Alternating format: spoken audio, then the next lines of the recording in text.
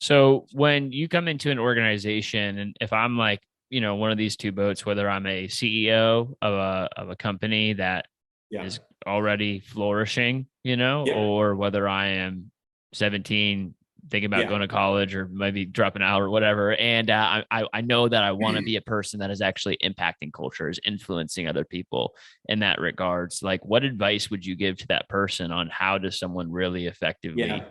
be a leader that is doing those things? So there's many different answers that I could give here, right? Because there's a lot of different ways someone can become a great leader. But I think the most important way and the simplest way, and it's almost like the most certain way to become a good leader, is put yourself in proximity to leaders that you really respect. Mhm. Put yourself in proximity to leaders that you really respect. And if you're starting your own company, then go find a community that you can be a part of that has leaders that you respect, right? Maybe it's, an event that you're putting on, Andrew, or maybe it's Camp Abundant or something else, but go experience great leadership. And I'd also say, like, hire a coach, like find someone that can be a leader for you, not your manager, but put yourself in a relationship and in a situation where you can experience great leadership. And you can learn about it, you can read about it, um, you can take courses on leadership, but I think there's nothing that's more powerful than actually experiencing powerful leadership yourself. How do you choose that person?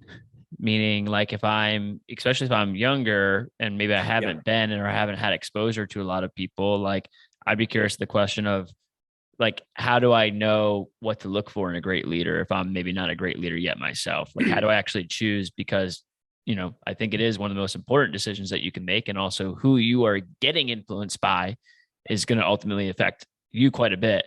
So, Yep. how does someone, there's so many different people and all these different influencers online and coaches and all sorts of different people out there. How does someone choose someone that is like to be mentored by to actually get leadership and receive from? Yep.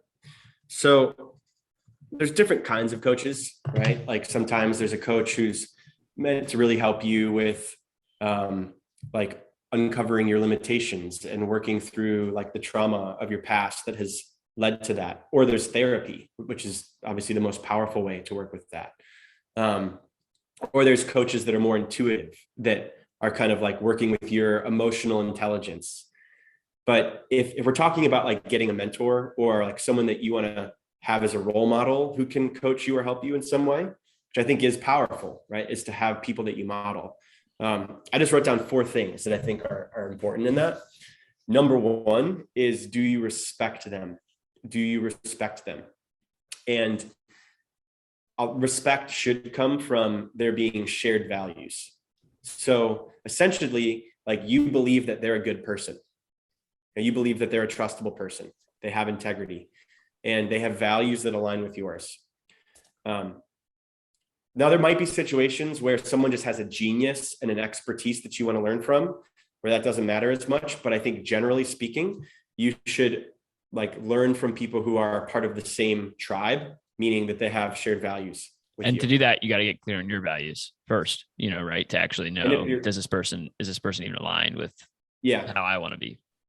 yeah. And if you don't even know what your values are, which is not, is easier said than done, right? It's easier said than done to be like, figure out what your values are, right? Like that's a whole part of Camp Abundant. It's like a whole day that we're spending on that.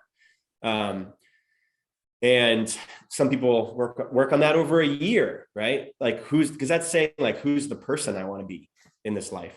It's not a small question. So no matter where you're at with that, you can find people that you respect and trust, and then kind of like unpack, why do I respect and trust them? And is that the sort of person I want to be?